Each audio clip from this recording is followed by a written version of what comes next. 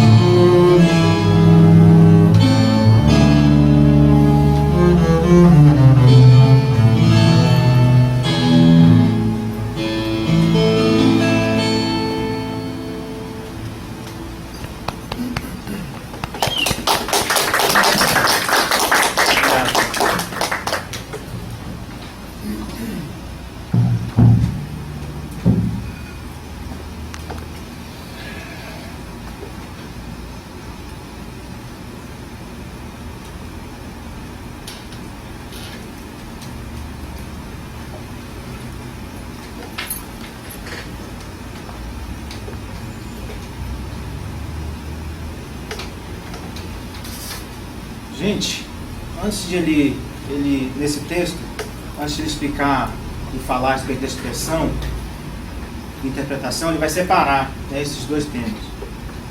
Mas no início do texto, para quem leu, ele fala a respeito desses dois temas juntos, né?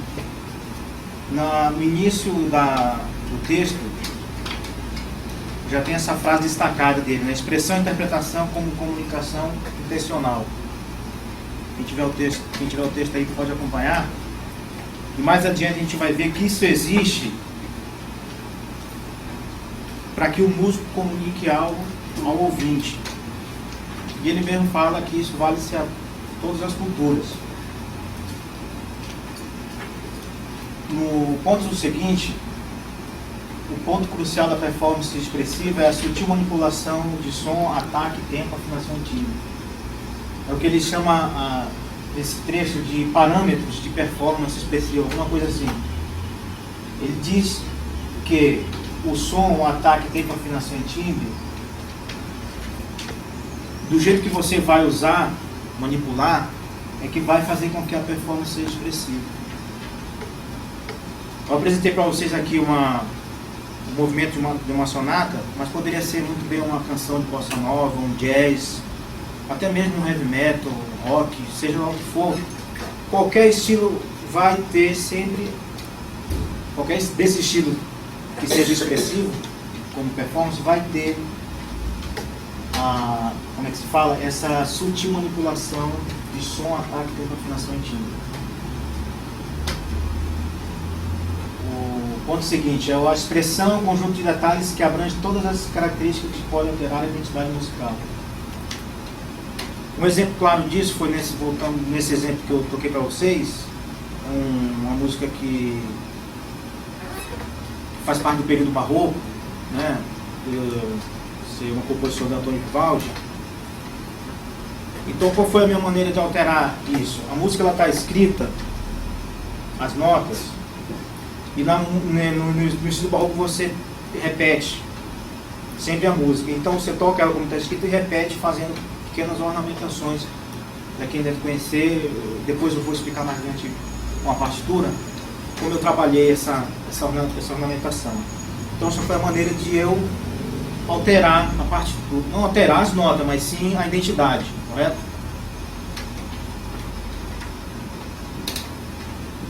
A performance expressiva, que são os parâmetros, né, que ele fala ao depois do texto, tempo, timbre, som, afinação, demonstra todo o trabalho pessoal. Ele fala até a respeito de que quando o intérprete está fazendo sua apresentação, o ouvinte às vezes nem sabe do trabalho que o músico tem, né, para desenvolver a sua técnica na música. E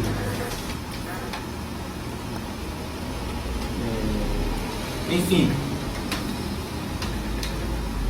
quando nós vamos assistir um grande virtuoso tocando, nós achamos que ele desenvolveu de que maneira essa técnica. Foi através de um árduo trabalho de anos e anos. Intérpretes da música em geral têm as notas escritas por outra pessoa, né? No caso a sonata, né? Isto significa que o nível da performance é inteiramente dependente de como o músico vai gerenciar essas notas.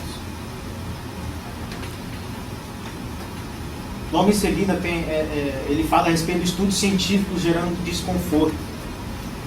Para quem assistiu o vídeo do professor, que o professor disponibilizou para a gente, do Sting, no final do vídeo ele demonstra uma certa inquietação. Então isso existe bastante, né, os músicos apresentam um desconforto com a ciência, quando a ciência tenta analisar e buscar compreender a expressão, né?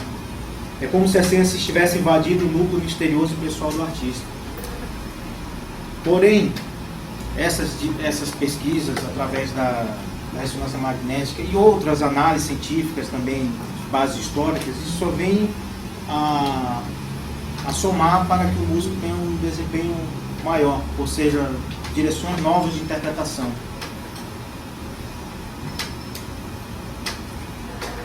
Um exemplo claro disso é o ponto seguinte, é o desenvolvimento de tecnologia para análise de tempo e afinação.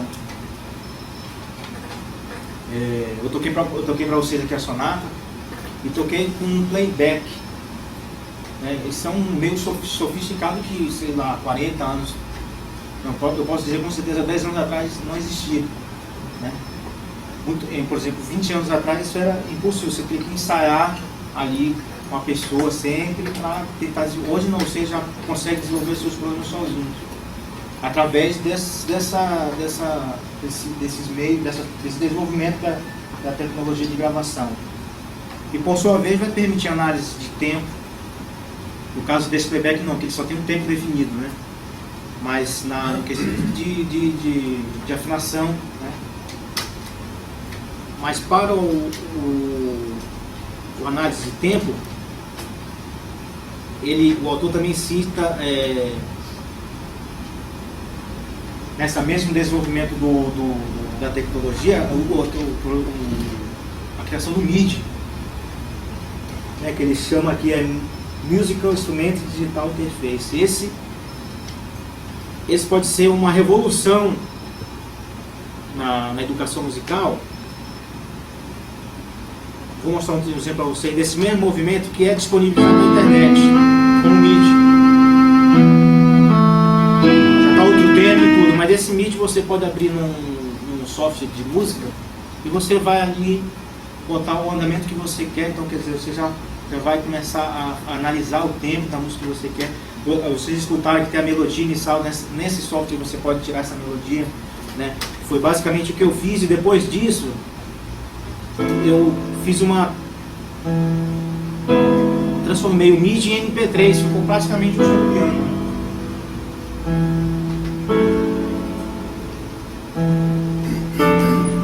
Claro que isso não vai resolver todos os seus problemas, né? Mas na hora de você tocar com a revista na performance, você vai estar com uma disponibilidade maior de intenção, né?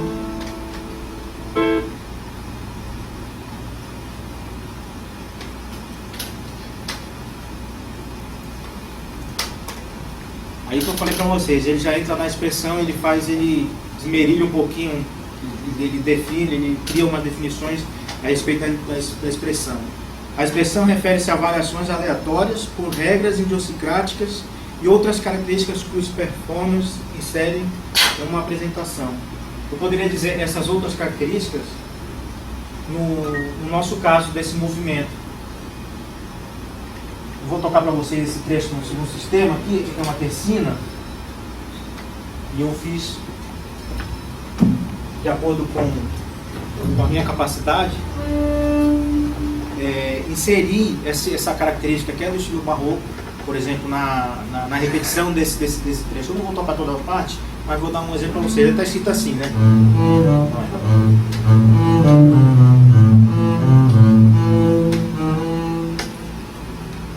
Então, o que eu inseri?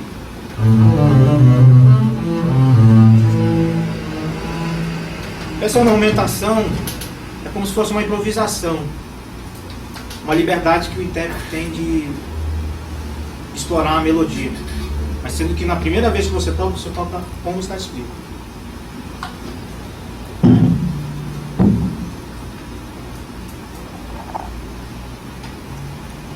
Na variação aleatória, ele fala a respeito do tempo, intensidade e timbre. Aqui nós temos 4 gráficos de pessoas, de 4 pianistas brasileiros destacados, né? Miguel Proença, Sônia Rubinski, Stella Caldi e Murilo Santos. Para quem teve um mínimo de experiência em estúdio, hoje nós temos softwares que você visualiza a sua intensidade. E esse é o mesmo trecho de uma música tocado por 4 pessoas. Nós podemos notar que cada pessoa tem a sua intensidade de tocar. Né? Nós vamos ver o Miguel Proença, ele já... Basicamente todos começam quase iguais, né? Mas logo em seguida, no trecho, cada um tem a sua dinâmica, cada um vai ter sua intensidade, e eles praticamente começam igual e terminam igual, né? Então isso é um exemplo claro da intensidade. O tempo como já se vê, cada pessoa tem seu tempo. Então, se a música é um alegro, ela vai ser um alegro em geral para todos, mas esse alegro vai ser diferente do meu, diferente do professor, diferente de cada um de vocês. Outro exemplo de variação aleatória foi o que eu fiz. Essa sonata, ela é escrita originalmente para violoncelo. Então é outro timbre, né?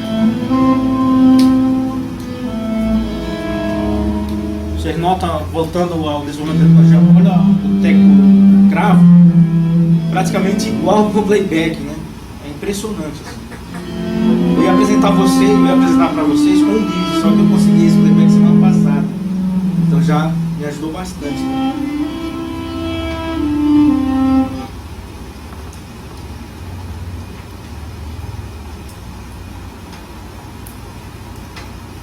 Na variações por regras, ele já divide em 3 partes novamente: generativa, emocional e dinâmica. Essa generativa, ele explica que ela é removida pela estrutura, ou seja, como eu vou apresentar o início, no caso desse movimento que eu toquei, eu vou apresentar o início. Vou voltar de novo aqui para o instrumento para falar mais claro.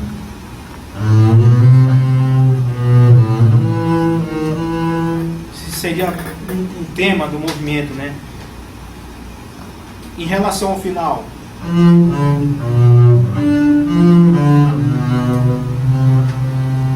eu vou tentar explicar isso para o ouvinte, que eu estou tocando o início, que eu vou tocar o meio, que eu vou estar chegando no fim. Ou seja, essa estrutura eu tenho que deixar clara para o ouvinte, que ele chama de generativo. A outra regra que ele menciona é emocional. Tem um exemplo aí que a felicidade é melhor comunicada por um trecho rápido. Ele fala até a respeito da articulação. Você tentar explicar que está feliz, você poderia usar uma articulação staccato, né? que seria curtas, né? As notas curtas. Se você me permitir, no final eu tocaria o último movimento, que é mais... Não chega a ser tão feliz, mas é um rápido, mas é staccato. Em alguns momentos, é claro. E a tristeza seria melhor interpretada por um trecho lento e legato, que é o caso desse movimento. Correto? Alguma dúvida? Se alguém tiver de acordo, não tiver, pode me ajudar aqui também na... E o da dinâmica. O da dinâmica é derivações de ações que ocorrem naturalmente. Por exemplo, nesse movimento, ele é esse movimento da sonata são 2 trechos A, B, no qual ele é repetido. O A toca a primeira vez, a segunda vez você tem a liberdade de fazer a ornamentação que eu falei, e a B. Então, a parte B, a última parte B, por regra, o intérprete vai buscar um ralentando natural que vai acontecer. Ele não vai tocar como se fosse uma repetição, ele vai buscar terminar a música. Você entendeu? Essa variação idiosincrática é a última que ele fala a respeito de expressão. Comportamento peculiar que depende em geral da cultura e formação do intérprete, ou seja, trata-se de uma deliberação pessoal. O texto tem eles reuniram umas gravações de pianistas famosos, como no próprio texto que fala do Ascanase, do Portotti, do Horowitz. Eles reuniram essas gravações, esse e mais alguns, são distinguidos pianistas aí do século XX, né? E juntaram gravações de alunos, que eles chamam de amadores competentes, seriam alunos, né? Então o que eles notaram? Que os grandes intérpretes, eles eram bem diferentes as interpretações entre eles, entendeu? Enquanto que os alunos tendiam a ser parecidos entre eles. Então os distinguidos alunos tinham os pianistas distinguidos, eles tinham uma liberdade maior na interpretação, né? Inclusive tem uma frase dele bem interessante que ele fala: quanto mais expressiva a performance, mais idiosincrático é o intérprete. Interessante isso. A endocrasia também é influenciada por limites físicos. Um exemplo, cara, que eu acho que o professor falou isso na outra aula passada, de um pianista que era cego e escutava piano a 4 mãos. Não era isso? E ele tentou reproduzir isso, no piano chegou a reproduzir isso, chegou uma, né? Uma vez eu tive a oportunidade de tocar num show, e era um especial, mais ou menos, se chamava... Eu não lembro bem, mas era com pessoas que tinham um limite físico, deficiência, né? E tinha um violinista que ele era anão, né? E ele tocava o violão como se fosse piano nas coxas, sentado. Isso era incrível. Você vira o rosto e você acha que está tocando outra pessoa. Mas isso é um exemplo. Aí, entrando na interpretação, a interpretação refere-se à maneira em que os atos expressivos são escolhidos e combinados. O que ele quis dizer é que a expressão seria as ferramentas para você usar na interpretação. Que modo você vai usar? Por exemplo, eu usei a ornamentação. Eu usei o meu modo para me interpretar. Basicamente seria assim, as ferramentas, como você vai usar na interpretação. Um tempero, né? A expressão seria um tempero. Você não vai interpretar, não ia salgar demais, não ia deixar isso. Então seria basicamente isso. Ele fala a respeito da natureza da interpretação, que ela tem uma certa imposição de estruturas e padrões. Vou voltar aqui para o instrumento. Ele fala, nessa parte ele fala sobre o arco, que é esse aqui. Para quem não conhece o contrabaixo, que todos devem conhecer, mas eu vou falar menos da segunda. O contrabaixo é da família das cordas, né? Um instrumento mais grave que tem na família das cordas. Funciona a mesma coisa que o violino, né? Uma vara com a crina, com a crina nós passamos um breu para que ela fique áspera para tirar o som atualmente é metal, mas antes era tripa, né? Então para tirar o som. Ele fala que essa natureza, essa estrutura, ele fala a respeito do arco. Você não vai poder tocar uma música, por exemplo, uma música lenta com um arco curto. Eu não poderia tocar isso. E também que eu não poderia tocar uma música rápida com um arco longo. Nem tem como tocar. Então isso é uma imposição da natureza da interpretação, seria justamente essa estrutura, né?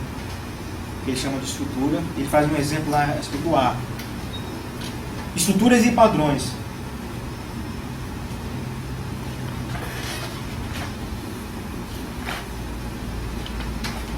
Padrões. Em essência, os performers exibem suas importantes decisões musicais em um trecho visível, sem desperdiçar a oportunidade. Ou seja, naquele clímax da peça, o músico nunca vai deixar passar de qualquer jeito. Ele vai querer transmitir ali o virtuosismo e tal, então ele considera isso como um padrão, né, para a interpretação.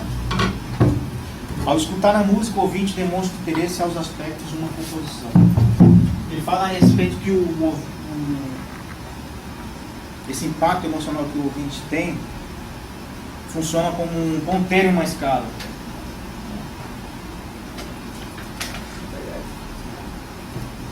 O impacto emocional funciona como um ponteiro em uma escala. Esta é uma forte evidência que a expressão intencional é importante para chamar a atenção do ouvinte. Ele volta de novo àquela frase de início.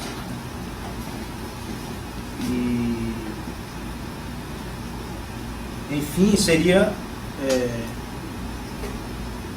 para chamar a atenção do ouvinte, o músico vai demonstrar ali toda a sua capacidade sua capacidade de chamar a atenção emocionalmente.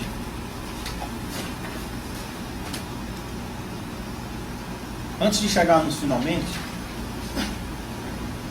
ele faz aí como se fosse uma coda. Ele fala a respeito de uma otimização da expressão e interpretação, né? Aprendizagem. Ele divide normalmente em 3 partes: observação, imitação, desenvolvimento técnico, feedback apropriado, apresentação pública e banca julgadora. Na observação e imitação, ele faz uma divisão entre a cultura de conservatório e os músicos populares, né? De jazz. Ele fala aqui na cultura de conservatório, o aluno evita observar e a imitar com medo de se contaminar, né? Mas eu acredito que se o aluno está recebendo as aulas, ele vai ter que se influenciar por alguém que é o professor, né? Quem também não gostaria de ser contaminado por um Yoyomar, né? Por um Misha Mais, que seria muito bom, né? Então eu acredito que isso deve existir mais em relação a uma competição, né? Uma competição, uma vaga de um emprego que seja, que aí sim o músico ele tende a se distanciar dos outros para não escutar para si, não se contaminar. Porém, essa observação e orientação para os músicos populares e jazz em geral, essa observação e orientação é um estágio primário da aprendizagem, é justamente observar e imitar. Desenvolvimento técnico. O argumento para a performance expressiva depende da habilidade dos próprios artistas de aplicar as regras expressivas. No entanto, nem sempre os performers são conscientes de tais regras. Uma vez que as regras são dominadas, a performance torna-se espontânea. Tem um gráfico que eu acho que define bastante aquelas 10 mil horas que a gente fala desde o início das aulas. No desenvolvimento técnico, esse quadro vai definir bem. Controle, aprendizagem e desenvolvimento. Se alguém quiser vir pegar o contrabaixo e tocar, em segundos você vai ter controle e passar o arco na porta. Mas a aprendizagem tem que ser feita por aulas, por horas, né? E o desenvolvimento aí sim. Se fosse, no caso, um músico profissional, acho que seria em meses para aprender uma música. Mas para o desenvolvimento mesmo, no geral, seria anos, que chegaria aos 10 mil horas, né? Ele fala a respeito disso. O feedback apropriado, que é o retorno que a gente tem. Ele separa entre apresentação pública e banca julgadora. Na apresentação pública, existem poucas oportunidades para os performers obterem o feedback dos ouvintes, em relação às intenções expressivas expostas pelo intérprete. Por esta razão, a performance vai depender crucialmente da formação do intérprete. Então, ele já disse tudo a respeito dessa relação entre o intérprete e a apresentação, no caso como eu fiz aqui com vocês, para o público, que seria bem diferente se fosse uma banca julgadora. Que aí, nesse caso, ele fala que isso ainda é um produto de pesquisas ainda, né? E tem uma frase dele interessante lá, que é assim: jurados de interpretação geralmente não são confiáveis, mesmo quando ela é feita por especialistas. Então é muito complicado. Eu acredito que você tem que ter ali a sorte do seu lado. Bem, ainda é produto, inclusive é um produto a ser estudado ainda pelos pesquisadores, essa relação entre uma interpretação e o feedback a uma banca julgadora. Muita gente não se propõe a falar a respeito disso. O que a gente tem hoje são, como se fala, pesquisa empírica, né?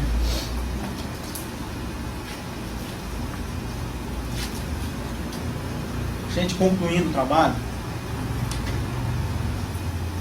eu vou usar as palavras dele. Finalmente, na qualidade da performance, é preciso um pouco de cautela, devido a cada tradição cultural priorizar parâmetros diferentes de habilidades musicais. Esses parâmetros diferentes é justamente o que nós falamos no início, do som, do ataque, da afinação. Acho que principalmente do som, da afinação não, acho que tudo tem que ser afinado, né? Tem que ser... mas o que ele quis dizer seria isso, o que é importante para a performance na música barroca seria diferente na música romântica, assim como na música clássica. É sempre necessário entender o máximo possível sobre o contexto social e cultural da obra apresentada antes de tomar qualquer decisão, seja de expressão ou interpretação. Ou seja, tudo se resume em uma palavra só, a cautela. Você ter